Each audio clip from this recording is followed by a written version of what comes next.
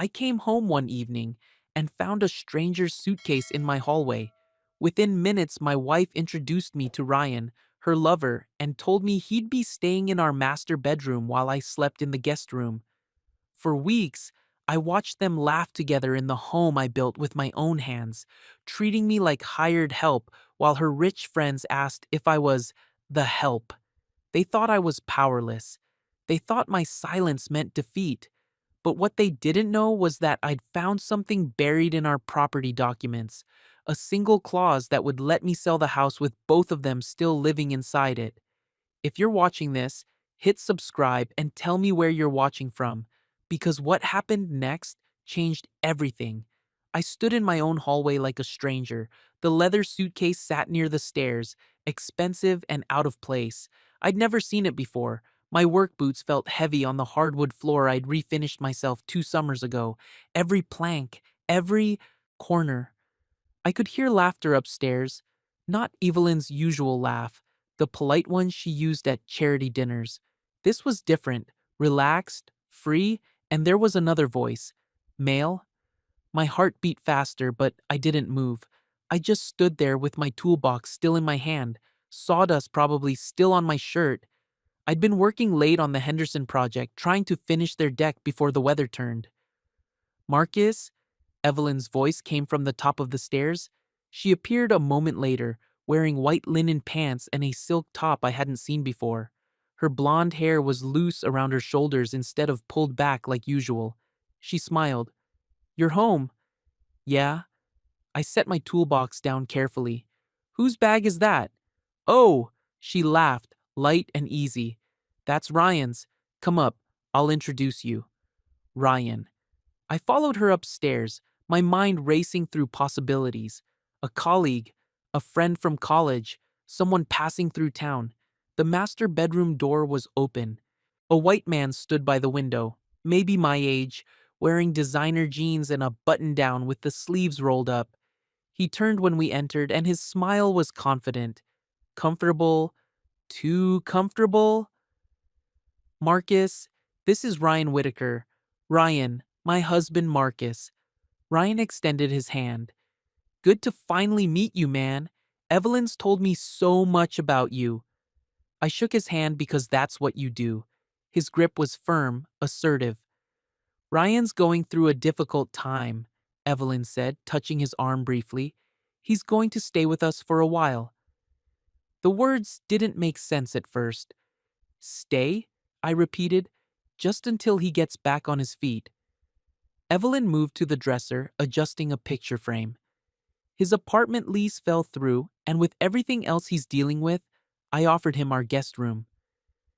"Actually," Ryan said, glancing at Evelyn, "we thought it made more sense if I took the master. More space, better bathroom. You know." I looked at my wife, waited for her to correct him, to laugh it off. She didn't. "Marcus, you don't mind using the guest room for now, do you?" Her tone was casual, like she was asking me to pick up milk. "It's just temporary." "The guest room, in my own house." "We can talk about this," I said quietly. "There's nothing to talk about." Evelyn's smile tightened slightly. "Ryan needs support right now, and we have the space. It's the compassionate thing to do." Ryan watched us, his expression unreadable. I felt something shift inside me, something cold and clear. "Sure," I said. "Whatever you need." Evelyn's face relaxed. "Thank you, honey. I knew you'd understand." She kissed my cheek quickly. "Why don't you get cleaned up? We're ordering Thai for dinner." I nodded and left the room, our room, walking down the hall to the guest bedroom, the smaller one, the one with the window that overlooked the neighbor's fence instead of the garden I'd planted. I closed the door and sat on the edge of the bed. The sounds of their laughter drifted through the wall. Dinner was worse. I showered and changed, trying to process what was happening. Maybe I'd misunderstood. Maybe this was some kind of test, or Evelyn was helping someone in genuine need. But when I came downstairs, Ryan was at the kitchen counter, pouring wine like he lived here. "Red or white?" he asked Evelyn, not looking at me. Red, the Cabernet. He poured 2 glasses, then glanced my way. Oh, Marcus, want some? I moved to the fridge. I'll get a beer. Suit yourself. The food arrived, and we ate at the dining table I'd built from reclaimed wood. Evelyn had wanted something rustic but elegant. I'd spent weeks getting it right, sanding and staining until it was perfect. Ryan sat at the head of the table. My seat. I took the chair across from Evelyn. So, Marcus, Ryan said, twirling pasta on his fork, Evelyn mentioned you're in construction? I'm a contractor. I run renovation projects. That's cool. Real hands-on. No work? He smiled. I'm in finance, investment consulting, more of a mental game, you know? Evelyn laughed. Ryan's being modest. He handles portfolios for some of the biggest names in the city. Handled, Ryan corrected. Past tense. That's part of why I'm in this situation. The firm downsized. Politics, really. I'm sorry to hear that, I said. Yeah, well, he shrugged. It's temporary. I've got headhunters calling already. Just need to play it smart. The conversation moved on. They talked about people I didn't know, restaurants I'd never been to, investment strategies I didn't follow. Evelyn was animated in a way I hadn't seen in months, her eyes bright, her laugh frequent. I ate my food and said little. At one point, Ryan leaned back in his chair. This is a great place, by the way. I was telling Evelyn earlier, you can really tell a professional lived here. Everything's so put together. Marcus did most of the work himself, Evelyn said absently, checking her phone. No kidding? Ryan looked around. Huh, talented guy. Something in his tone made my jaw tighten. Well, I'm exhausted, Evelyn announced, standing. Long day. Ryan, let me show you where the towels are. They disappeared upstairs together. I sat alone at the table, staring at 3 wine glasses and 1 beer bottle. After a while, I cleaned up, loaded the dishwasher, wiped down the counters, normal things, automatic things. Then I went to the guest room. The bed was smaller than I was used to. The sheets smelled like lavender detergent instead of the cedar scent Evelyn preferred. I lay in the dark, listening. Footsteps in the hallway, the master bedroom door closing, muffled voices, then laughter again, then silence. I picked up my phone and opened my messages with Evelyn. Can we talk? 3 dots appeared immediately. About what? About this situation. Marcus, please don't make this difficult. Ryan is going through something and needs support. I thought you'd be mature about this. I am being mature. But this feels wrong. That's your insecurity talking. Get some sleep. The dots disappeared. No good night, no heart emoji, nothing. I stared at the ceiling for a long time, the crown molding up there. I'd installed that, cut each piece at precise angles, filled every gap. Evelyn had wanted elegance throughout the house, and I'd given it to her. I'd given her everything. And now I was sleeping in the guest room while another man occupied our bed. Morning came too early. I woke to the smell of coffee and something cooking. For a moment, I forgot where I was. Then reality settled back in, heavy and suffocating. I got dressed for work. Jeans, boots, a plain t-shirt. When I came downstairs, Ryan was at the stove, shirtless, cooking eggs, shirtless, in my kitchen. Morning, he said cheerfully. Want some breakfast? I make a mean scramble. I'm good. Evelyn appeared from the living room, already dressed for the office in a tailored suit. Oh good, you're both up. Ryan, that smells amazing. She kissed his cheek. Not mine. His. I poured coffee into my travel mug, my movements mechanical. Marcus, can you grab the pepper? Evelyn asked, sitting at the counter. I handed it to her without speaking. Ryan plated the eggs with a flourish. Here we go. Gourmet breakfast courtesy of yours truly. You spoil me, Evelyn said, taking a bite. Marcus, are you sure you don't want any? I need to get to the site. Always working, Ryan said, glancing at Evelyn. No wonder you need someone around here to keep you company. They both laughed. I drank my coffee, scalding hot, and welcomed the burn. Actually, Marcus, Evelyn said, can you pick up more of that olive oil I like? The imported one? We're running low. Sure. Thanks, babe. She barely looked up from her phone. I left through the garage, my jaw aching from clenching it. Work was the only thing that made sense anymore. The Henderson deck. Project needed focus, precision, measure twice, cut once, simple rules, clear outcomes. I lost myself in the rhythm of it, the whine of the saw, the smell of fresh cut wood, the satisfaction of pieces fitting together perfectly. My crew knew something was off. They didn't ask. Around noon, my uncle Thomas called. Hey Marcus, how's the project going? On schedule? Good, good. He paused. You sound tired. Long week. Everything okay at home? I almost told him. Almost let the words spill out. My wife moved her lover into our house and I'm sleeping in the guest room like hired help. But I didn't. Yeah, everything's fine. All right then. Your aunt wants you and Evelyn to come by for dinner soon. It's been too long. I'll check with her. We hung up. I stood there with my phone in my hand, sawdust on my boots, wondering when exactly my life had become unrecognizable.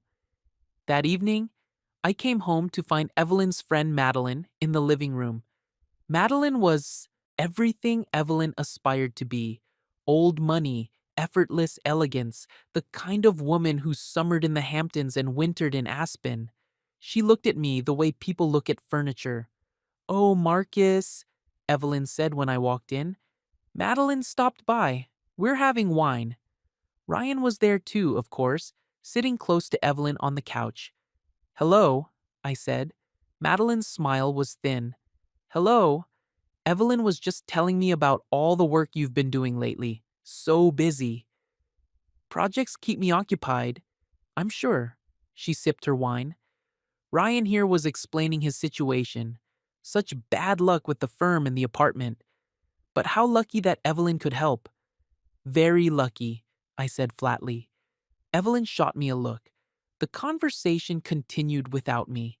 They discussed an upcoming gala, someone's divorce, a new restaurant downtown. I stood there for a moment, then moved toward the stairs. Marcus, could you bring down those photo albums? Evelyn called. The ones from our wedding? Madeline wants to see them. I stopped, my hand on the railing. They're in the master bedroom closet, she added. Top shelf. The master bedroom, where Ryan was staying. Sure, I said. I went upstairs and opened the door to what used to be our room. Ryan's cologne hung in the air. His clothes were draped over the chair by the window. His shoes, expensive leather ones, sat by the bed. Our bed. I found the albums and brought them down. Thank you, Evelyn said, not looking at me. Madeline flipped through the photos, making polite comments. Beautiful ceremony, and this venue? Stunning. She stopped on a picture of me and Evelyn cutting the cake. You know, Madeline said thoughtfully, I almost didn't recognize you at first, Marcus. When I came in, I thought you might be... She trailed off delicately. Be what? Evelyn asked. Well? Madeline laughed softly. The help, I suppose, with the work clothes and everything. Silence. Ryan's eyebrows rose slightly. Evelyn smiled. Marcus does work with his hands. Not no, he's my husband. Not that's inappropriate. Just Marcus does work with his hands. Something inside me went very still. I should let you all catch up, I said quietly. Nobody stopped me. I went to the garage and closed the door behind me. The garage had always been my space. My tools hung on the pegboard in precise order. My workbench was clean and organized. This was where I came to think. I sat on the old stool by the bench and let my mind clear. The house. Our house. Evelyn had inherited money from her grandmother, enough to buy this place outright. But I'd been the one to make it a home. I'd renovated every room, updated the plumbing, rewired the electrical, built custom shelves and cabinets. We'd married young, fast. I'd loved her confidence, her ambition. She'd loved my steadiness, or so she said.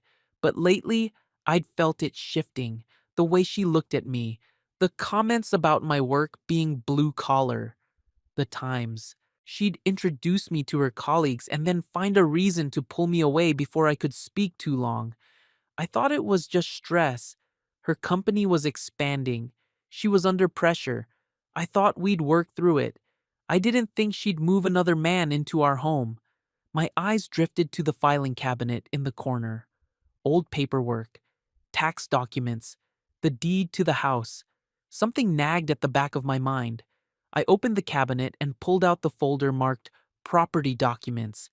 The deed listed both our names, joint ownership from the day we married. Evelyn had insisted, said it was romantic, that everything should be ours together. I skimmed through the legal language, my eyes catching on a paragraph I'd never paid attention to before.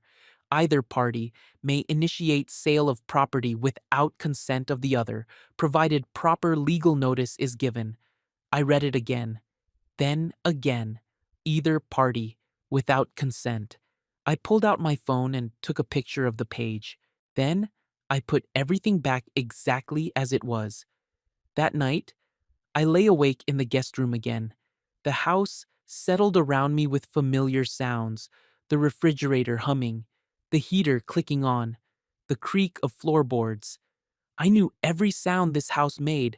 I'd built this place into what it was, and I was sleeping in the smallest bedroom while my wife laughed behind closed doors with another man. But now, something had changed. I had information. I had options. And for the first time since finding that suitcase in the hallway, I felt something other than shock and hurt. I felt focused, clear, in control. I picked up my phone and opened my contacts, found Uncle Thomas's number. Tomorrow, I'd call him, ask some careful questions, confirm what I thought I knew, and then I'd decide what to do with it.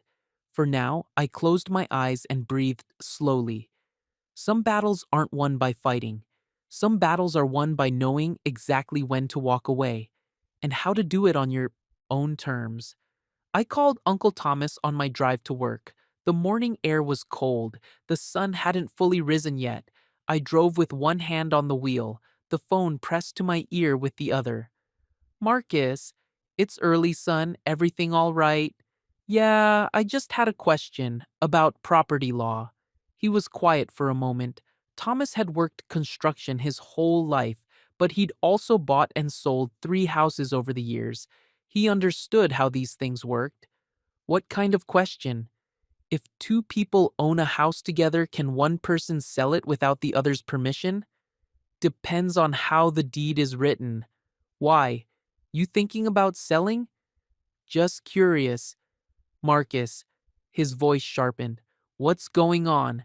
I merged onto the highway. Early commuters filled the lanes around me. Let's say the deed says either party can initiate a sale with proper notice. What does that mean? Thomas exhaled slowly. It means exactly what it sounds like. Either owner can put the house on the market. The other person gets notified legally, but they can't stop it. Both names on the deed means both people get half the proceeds, but only one person needs to sign off on the sale itself. My grip tightened on the wheel. You sure about that? I've seen it happen. Had a buddy go through it in his divorce. His ex put their house up before the papers were even filed. Legal nightmare, but she had the right. He paused. Marcus, what's this about? Just wanted to understand how it works. Son, I need to get to the site, Uncle Thomas. Thanks for the information. Marcus, wait. I ended the call. My hands were steady on the wheel. My breathing was even. I knew what I needed to know. Work that day felt different. I measured boards with extra precision, checked levels twice. My crew noticed the change in my focus but didn't comment. They knew when to leave me alone. Around lunch, I sat in my truck and made another call. Clara Monroe was the best real estate agent in the county. I'd met her years ago when she'd helped my cousin buy his first house. She was professional, discreet, and didn't ask unnecessary questions. Clara Monroe speaking. Ms. Monroe, this is Marcus Hale. I don't know if you remember me. Of course I remember you. You built that beautiful deck for the Johnsons on Maple Street. How are you? I'm well. I was hoping we could meet. I have some questions about selling a property. Your property? Yes, ma'am. She didn't hesitate. I have an opening tomorrow at 2. Would that work? Perfect. I'll text you the address of my office. And Marcus, bring any documentation you have. Deed, mortgage information, that sort of thing. I will. Thank you. I sat in my truck for a while after that, eating a sandwich I couldn't taste. The plan was forming in my mind. Clear and simple. No drama, no confrontation. Just action. That evening, I came home to find Ryan cooking again. He'd made himself comfortable in my kitchen, knew where the pans were, where the spices lived. He moved around like he owned the place. Hey, Marcus, he said without turning around. Evelyn's working late. Conference call with London. I'm making pasta. Okay. Want some? No thanks. I grabbed a beer from the fridge and headed to the garage. You spend a lot of time out there, Ryan called after me. I didn't respond. In the garage, I pulled out the property documents again, made copies on the small printer I kept for invoices, put the originals back carefully. Then I sat at my workbench and stared at the copies. Half this house was mine. I'd earned it, not with money, but with sweat and time and skill. Every improvement, every repair, every detail that made this place special. And I could sell it. I could sell it, and there was nothing Evelyn could do to stop me. The door from the house opened. Evelyn stepped into the garage, still in her work clothes. There you are, she said. Why are you hiding? Out here? Not hiding, just thinking. She leaned against the doorframe. About what? I looked at her. Really looked at her. The woman I'd married. The woman who used to kiss me goodbye every morning. Who used to ask about my day. Who used to look at me like I mattered. Nothing important, I said. Well, come inside. It's cold out here. I'm fine, she sighed. Marcus, I know this situation is strange, but Ryan will be gone soon. Just be patient. How soon? I don't know. A few weeks? A month? He needs time. And you need to be the one who helps him? Her expression hardened. Yes, I do. He's been a good friend to me. How long have you known him? What does that matter? Just curious. A few months. We met at a networking event. She crossed her arms. Why are you being difficult about this? I'm not being difficult. I'm asking questions. Questions that sound like accusations. I stood up slowly, walked toward her, stopped a few feet away. Evelyn, do you want to be married to me? She blinked. What kind of question is that? A simple one. Of course I do. Don't be ridiculous. Then why is another man sleeping in our bed? Because you're being insecure and making this bigger than it is. Her voice rose. Ryan is a friend who needs help, that's all. If you can't handle that, then maybe you're not as mature as I thought. I nodded slowly. Okay. Okay? She looked confused. That's it? Yeah, that's it. I walked past her back into the house. Behind me, I heard her frustrated sigh. The next day, I met Clara at her office. It was a small building downtown, tastefully decorated. She greeted me with a firm handshake and led me to a conference room. So, she said, settling into her chair, tell me about this property. I slid the documents across the table. She reviewed them carefully, her expression professional and focused. After a few minutes, she looked up. This is straightforward. Joint ownership, either party sale clause. You can absolutely list this property. Without my wife's signature, you'll need to provide her with legal notice, but you don't need her permission to list it or sell it. She'll receive half the proceeds, of course, and she'll be notified of all showings and offers. How fast can we move? Clara studied me for a moment. Most people take time with decisions like this. I've had time. She nodded slowly. I can have the listing ready by tomorrow. Professional photos, description, the works. We could have it on the market by Friday. Do it? Marcus, I have to ask. Is your wife expecting this? No? All right. She pulled out a contract. Then let's make it official. I signed where she indicated. My signature was steady and clear. When it was done, Clara stood and shook my hand again. I'll be in touch tomorrow. And Marcus, I'm sorry you're going through whatever you're going through. Thank you. I drove back to the house feeling lighter than I had in days. Friday afternoon, I left work early. I pulled up to the house and saw Clara's car already there. She stood on the lawn with a wooden sign, a mallet in her hand. The sign read, "For sale." I parked in the driveway and got out. Right on time, Clara said. I just need to place this and we're official. She drove the sign into the ground with efficient strikes of the mallet. It stood straight and professional, the agency's logo visible from the street. There we go, she said, dusting off her hands. Listed. Thank you. The photos are live on the website. I've already had 3 inquiries. It's a desirable property in a good neighborhood. She smiled slightly. This won't take long to sell. We were standing there when Evelyn's car turned into the driveway. She parked and got out slowly, staring at the sign, then at me, then at Clara. What is this?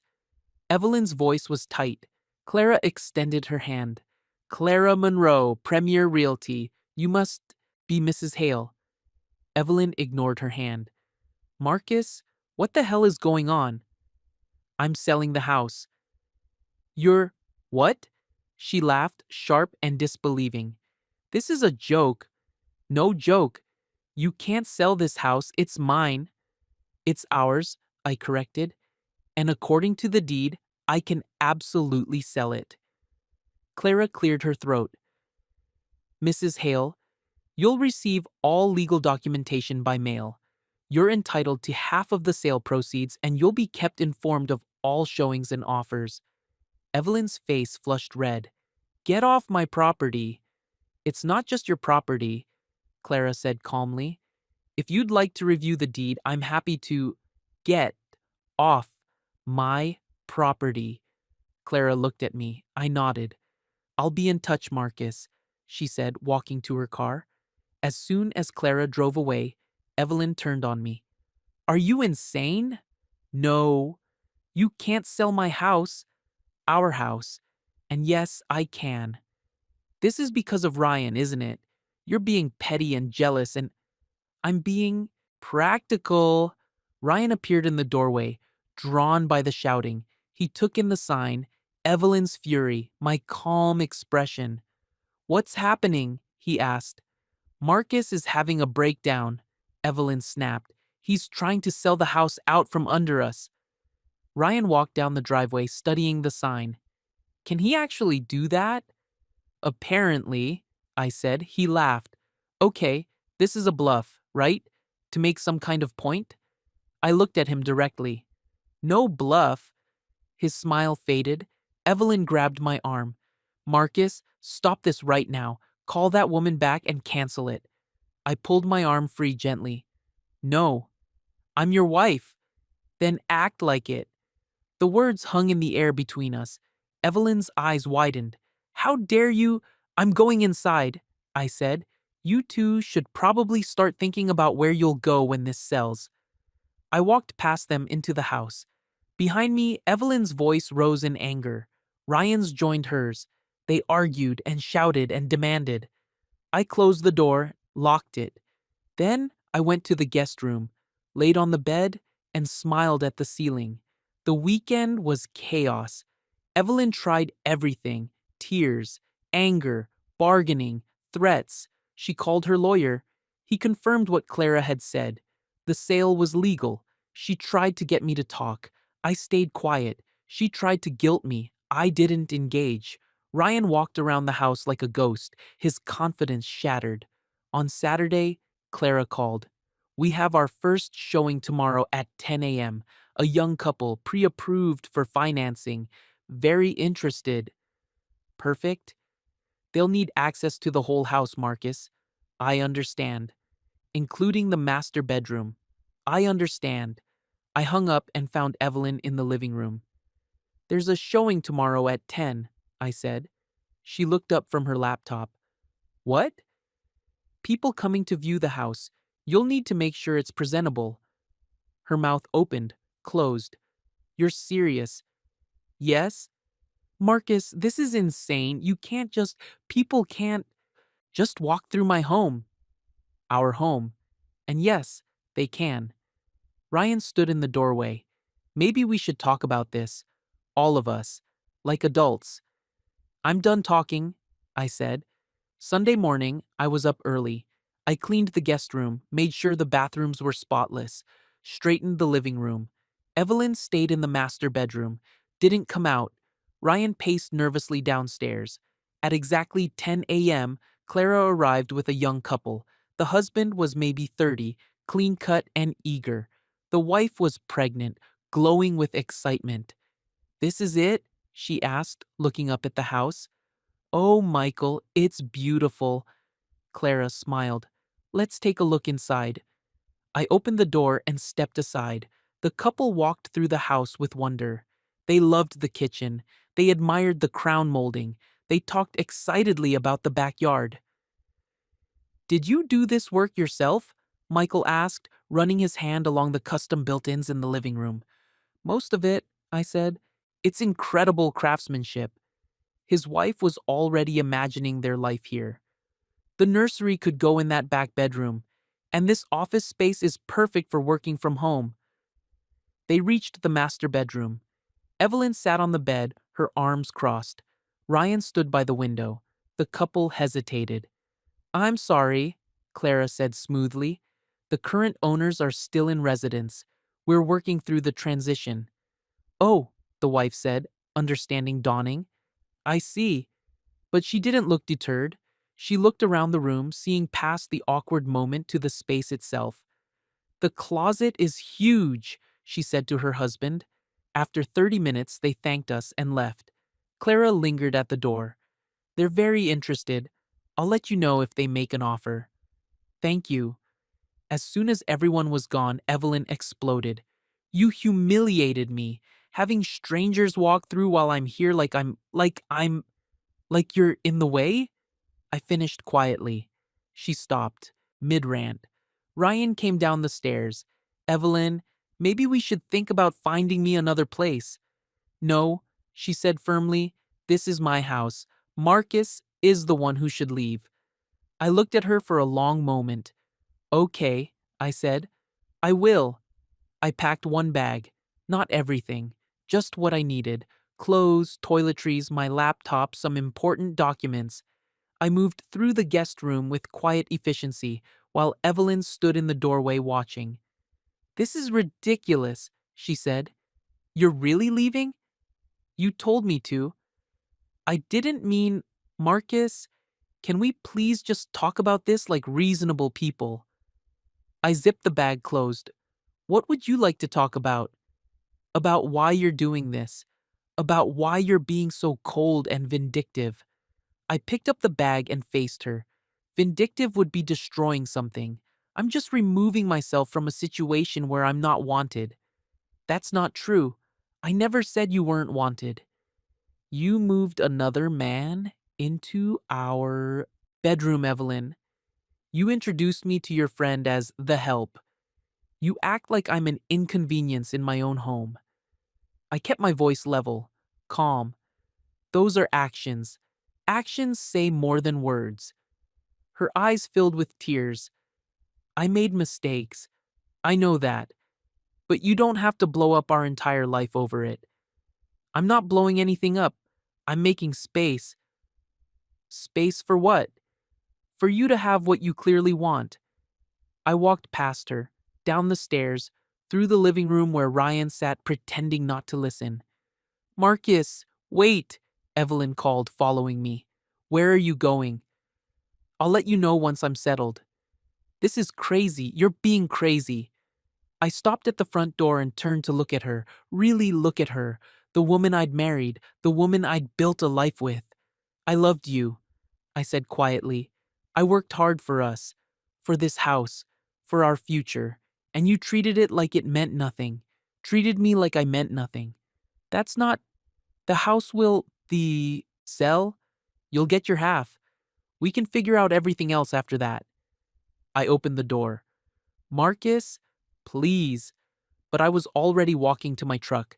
I threw my bag in the passenger seat, started the engine, and drove away. In the rearview mirror, I saw Evelyn standing on the lawn. Ryan appeared behind her, putting a hand on her shoulder. I didn't look back again. I rented a small apartment across town. It was nothing special. One bedroom, basic kitchen, laminate floors. But it was clean and quiet and mine. I unpacked my bag, set up the coffee maker, and sat on the couch. My phone buzzed constantly. Evelyn calling, Evelyn texting. This is childish. We need to talk. You can't just run away. Call me back. I turned the phone face down and closed my eyes. For the first time in weeks, I felt like I could breathe. Clara called Monday morning. The couple from yesterday made an offer. Full asking price. I sat up in bed, my heart beating faster. That was fast. Like I said, it's a desirable property. They're motivated. Baby coming in 3 months, they want to be settled. She paused. They're also aware of the situation. The wife was very understanding. She said she knows what it's like when a marriage ends. What did you tell them? Nothing. I don't discuss clients' personal lives. Her voice softened. But Marcus, if you accept this offer, things are going to move quickly. 30-day close. Maybe less if inspections go smoothly. Accept it. You're sure? I'm sure. All right, I'll draw up the paperwork. You'll need to sign, and Evelyn will receive her copies for notification. Thank you, Clara. After we hung up, I sat on the edge of the bed. 30 days. In 30 days, the house would belong to someone else. Evelyn and Ryan would have to leave, and I'd have the money to start over completely. My phone buzzed. Uncle Thomas, I answered. Hey, Marcus, what the hell is going on? Your aunt saw the house is for sale. She called Evelyn to ask if everything was okay, and Evelyn started crying on the phone. I stood and walked to the window. It's complicated. Then uncomplicate it for me. So I did. I told him everything. The suitcase, Ryan moving in, the guest room, the disrespect, the realization about the deed. Thomas was quiet for a long time. Where are you now? He finally asked. An apartment on 7th Street. You need anything? No, sir. I'm okay. Marcus, listen to me. What you're doing, it's within your rights, but it's going to get ugly. Evelyn's not going to take this lying down. I know. And you're prepared for that? I am. He sighed. All right then. Your aunt and I are here if you need us. Don't forget that. I won't. Thanks, Uncle Thomas. The paperwork arrived by email that afternoon. I signed everything electronically. The acceptance of offer, the agreement to the 30-day closing, the division of proceeds. Everything was clean and legal and final. Clara confirmed receipt and sent copies to Evelyn's address. I imagined her opening that email, reading the terms, realizing this was actually happening. My phone rang. Evelyn. I let it go to voicemail. She called again, again, again. I blocked the number. Then I went to work. The job site was my sanctuary. The Henderson deck was nearly finished. Just final touches left. Railing installation, staining, sealing, work that required focus and precision. My crew noticed I seemed different, lighter somehow. You good, boss? Danny, my lead carpenter, asked during lunch. Yeah, I'm good. You seem, I don't know, more relaxed or something. I smiled slightly. Just got some things figured out. That's good. He didn't press for details. We finished the deck by Thursday. The Hendersons were thrilled. Marcus, this is even better than we imagined, Mrs. Henderson said, walking across the smooth boards. You do beautiful work. Thank you, ma'am. Will you give us your card? We have friends who need a good contractor. I handed her a card, feeling a swell of pride. This was what I was good at: building things, creating something beautiful from raw materials, honest work that left visible results, not navigating Evelyn's world of social climbing and subtle cruelty, not pretending I belonged somewhere I clearly didn't, just building. Friday evening, I was in my apartment when someone knocked on the door. I looked through the peephole. Evelyn. I considered not answering, but avoidance wouldn't make this easier. I opened the door but didn't invite her in. She looked exhausted. No makeup, hair pulled back messily, wearing jeans and a sweater instead of her usual polished outfits. Can I come in? She asked quietly. I'd rather you didn't.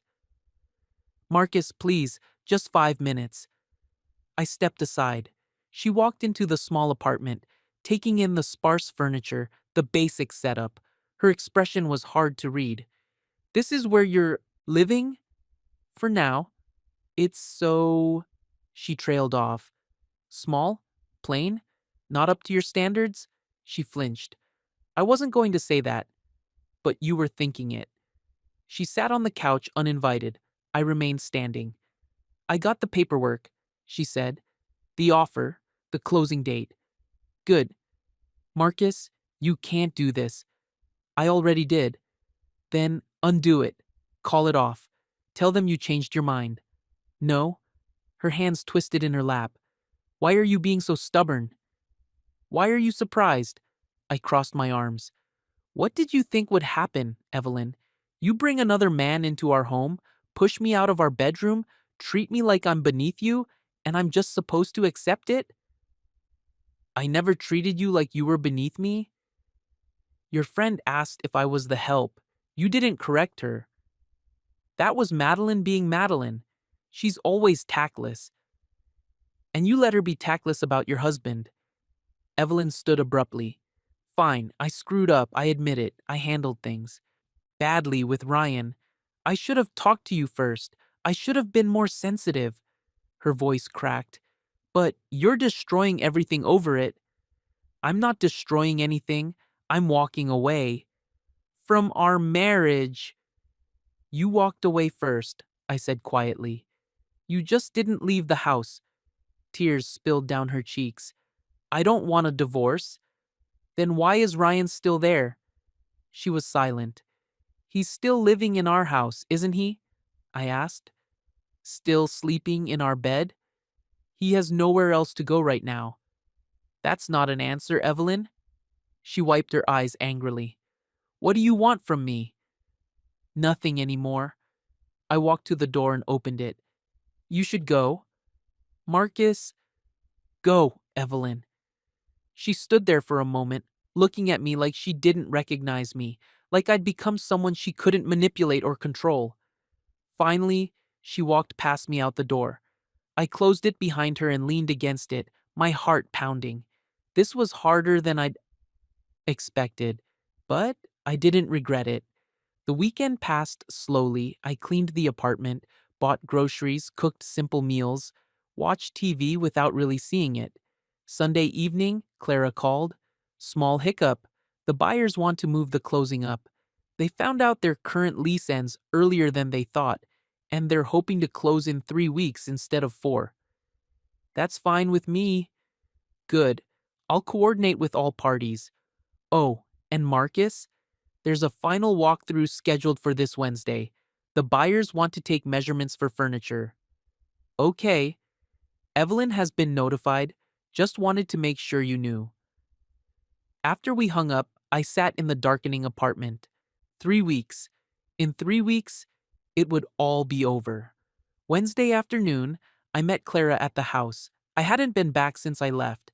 The driveway felt unfamiliar as I pulled in behind Clara's car. The for sale sign still stood in the yard, but now it had a red banner across it. Under contract. Clara was waiting by the front door. The buyer should be here in 10 minutes. Is Evelyn home? I don't know. Well, she was notified. We went inside together. The house felt different, colder somehow. The living room was messier than I'd ever kept it. Dishes sat in the sink, mail piled on the counter. Ryan appeared from upstairs. Oh, you're here? Walk through, I said simply. He nodded, looking uncomfortable. Evelyn's running late. Work thing. That's fine. The buyers don't need her here. We stood in awkward silence until the doorbell rang. Clara answered it. The young couple, Michael and Sarah, came in with a tape measure and a notebook. Sarah's pregnancy was more visible now. She moved carefully, one hand on her belly. Thank you for letting us come by again, she said warmly. We just want to make sure our furniture will fit. Of course, Clara said. Take your time. They moved through the house, measuring windows and walls, their excitement evident. They talked about paint colors and where the crib would go and whether the dining table would fit. Ryan watched from the kitchen, his presence awkward and intrusive. Are you the owner too? Sarah asked him politely. No, I'm just staying here temporarily. Oh? She smiled politely and returned to her measurements. When they reached the master bedroom, Sarah paused in the doorway. Ryan's clothes were everywhere.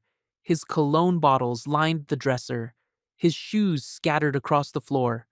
She glanced at me, then at Ryan, understanding passing across her face. We'll just be a moment, she said quietly.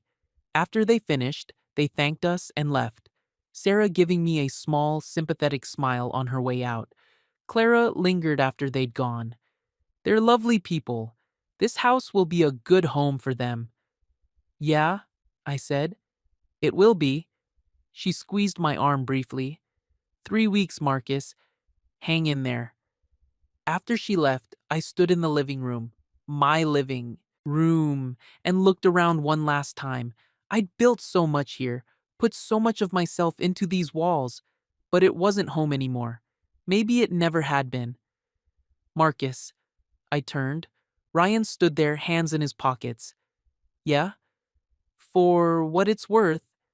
I'm sorry. I studied him. He looked smaller somehow, less confident. The man who'd swaggered into my house was gone, replaced by someone who knew he'd crossed a line. Okay, I said. I didn't mean for things to happen like this. Yes, you did. He blinked. What? You knew exactly what you were doing. You wanted what I had, and Evelyn let you take it. I picked up my keys. But now neither of you have it, so I guess that's fair. I walked past him to the door. Where will you go? He asked. I looked back at him. Wherever I want, without either of you weighing me down. Then I left, closing the door on the house, the marriage, and the life I'd thought I was building. 3 weeks, I reminded myself. Just 3 weeks. That night, I slept better than I had in months. My small apartment felt more like home than that big house ever had. I dreamed of open roads, new projects, a life built on my own terms. And for the first time in a long time, I woke up smiling. The final 3 weeks moved faster than I expected. I took on 2 new projects, a bathroom renovation for an elderly couple and a custom bookshelf for a lawyer's home office. The work kept me busy, kept my mind occupied, kept me moving forward. Evelyn tried to reach me twice more, once through email, once through Uncle Thomas. The email was long and rambling, apologies mixed with accusations, regret mixed with blame. She wanted to meet, to talk, to work through this together. I didn't respond. Uncle Thomas called me after she'd contacted him. She wants you to know she asked Ryan to leave, he said. I was sanding a cabinet door in my apartment, dust covering my hands. When? Yesterday, apparently. She says she realizes she made a mistake, that she wants to fix things. 3 weeks too late. That's what I figured you'd say. He paused. You doing all right, son? I'm good. Really good, actually. Your aunt wants you to come to dinner this Sunday. No pressure, no lectures, just family. I smiled. I'd like that. Good. See you then. The closing was scheduled for a Tuesday morning.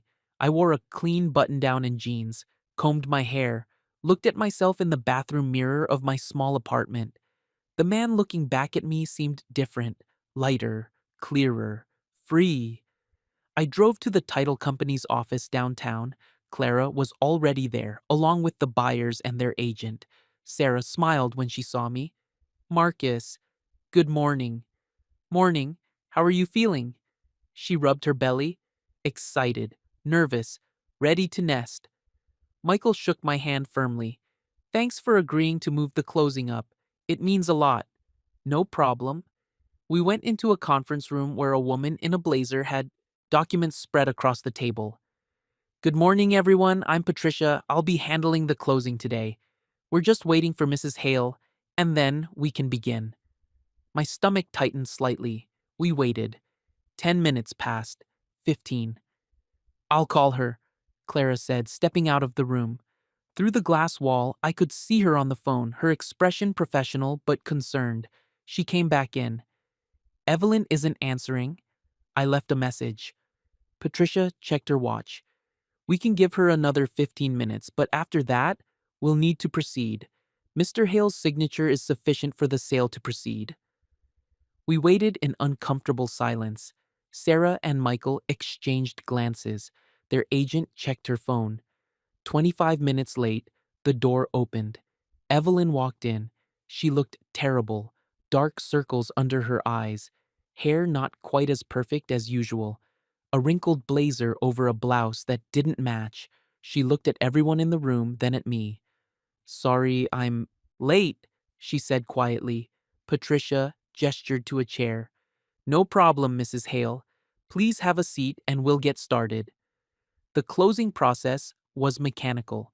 Patricia explained documents. We signed page after page, initials here, signatures there. Evelyn signed without speaking, her hand shaking slightly. When it was done, Patricia smiled. Congratulations. The house officially belongs to Mr. and Mrs. Reynolds as of this moment. Sarah's eyes filled with tears. Thank you. Thank you so much. Michael shook my hand again. And thank you, Marcus, for everything. Clara handed me an envelope. Your proceeds, minus fees and agent commission. The check will clear in 3 business days. I took the envelope.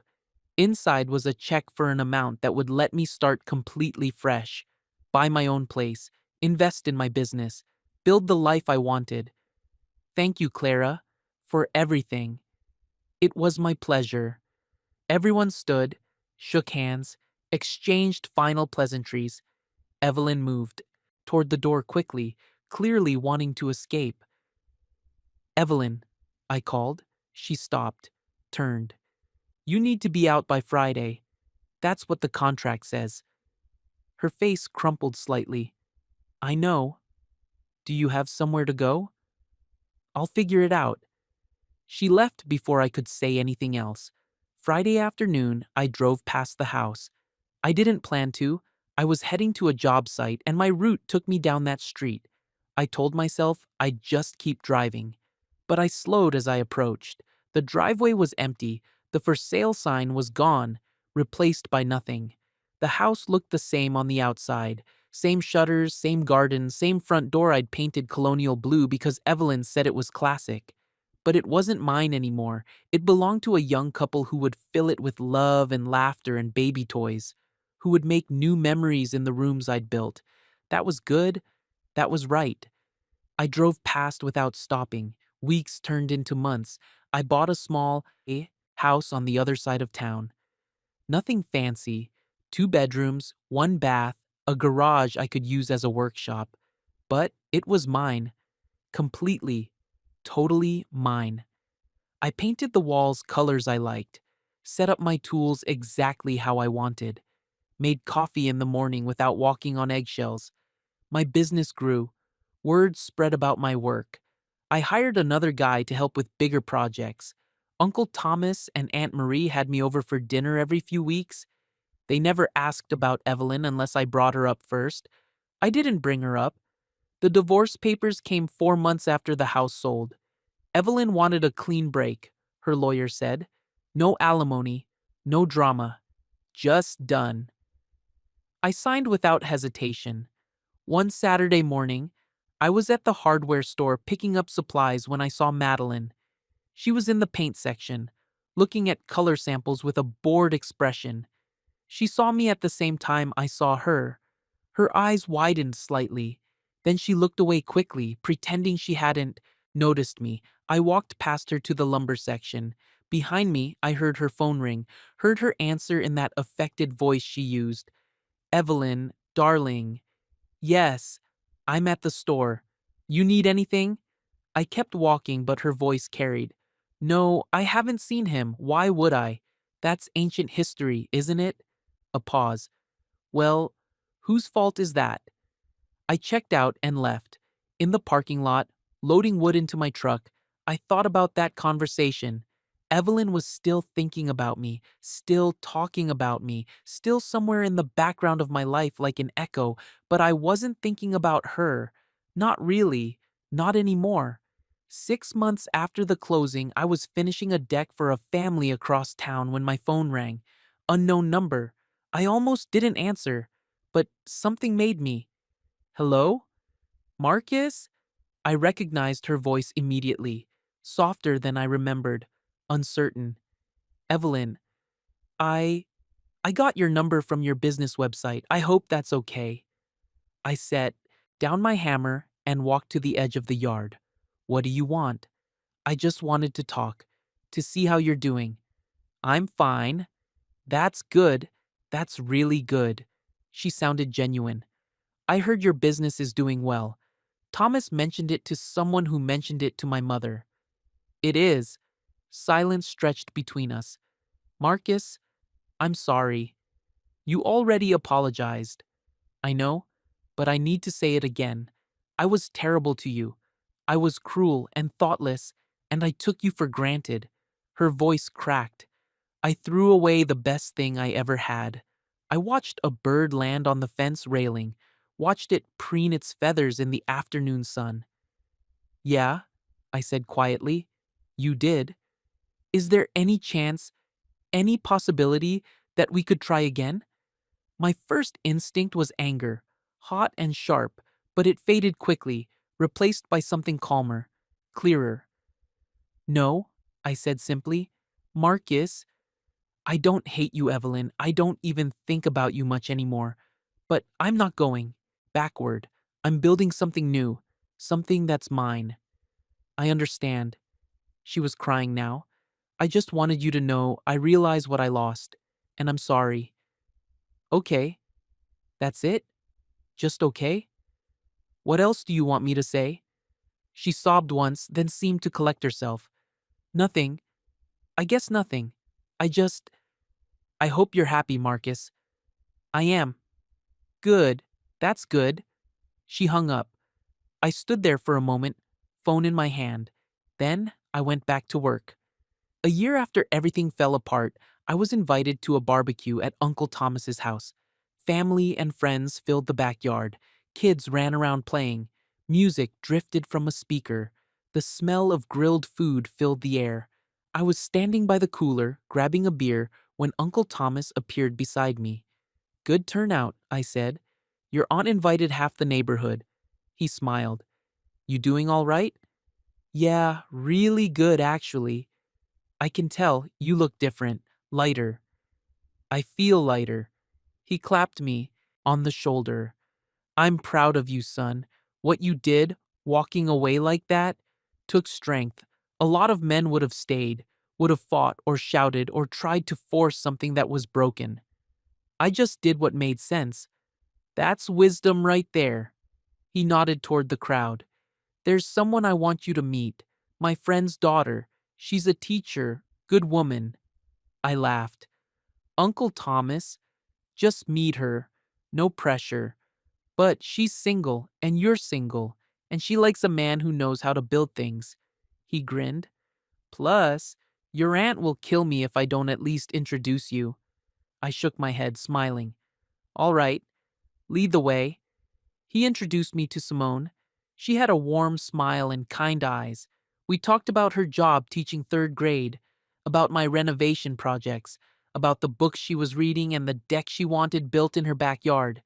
It was easy, natural, no games, no pretense, just conversation.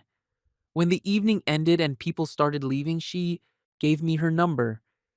In case you want to give me an estimate on that deck, she said with a smile that suggested she meant more than just the deck. I'll call you, I said, and I meant it. That night, I sat on my back porch, small and simple, nothing fancy, and looked up at the stars.